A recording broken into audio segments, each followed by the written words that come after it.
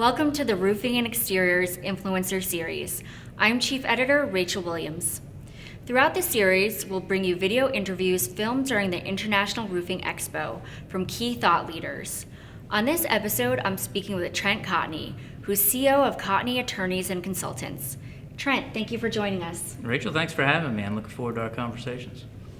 So the first question I want to ask you is, do you expect OSHA to get more aggressive in job site enforcements? Rachel, that's a great question. And, with the Biden administration, one of their key tenets was to increase enforcement. So I think what we're going to see is we're going to see more rulemaking. We're going to see the inspectors getting out there more aggressively. And I think our listeners should be prepared. Make sure that you're properly training your employees and that you're teaching them not only the safety, but how to react in the event that OSHA comes to your job sites.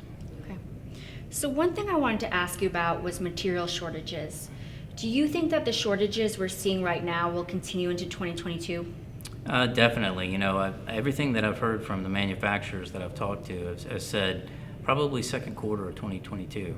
So what that means is contractors should not only prepare in their new contracts, make sure you've got the right provisions in there, material price increase, material availability provisions, but also, make sure that they're properly stocking inventory and keeping a long lead time as part of their scheduling process. Okay.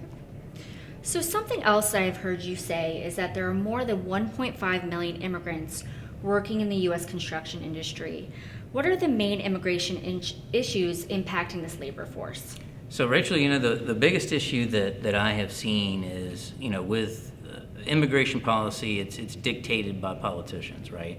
And, as part of Roofing Day and interfacing with politicians from a lobbying standpoint, one of the things that I've seen consistently is that there's a misconception in our industry. There's this idea that a roofer is someone that just has a pickup truck and hires illegals, and that's not the case, right? What we want is the ability to make sure that we have a pathway to get legal immigrants into our workforce.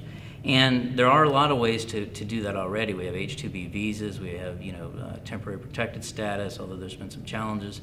But one of the things I'm excited about is some of the legislation that's coming out now would possibly create a new area, H-2C, that would allow contractors to bring in workers when they need them, and when they don't have to get them.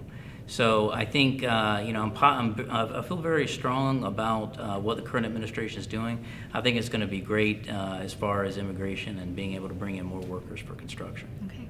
Well, that's going to be interesting to follow. Thank you so much for your time today and sharing your insights with our audience. Thank you.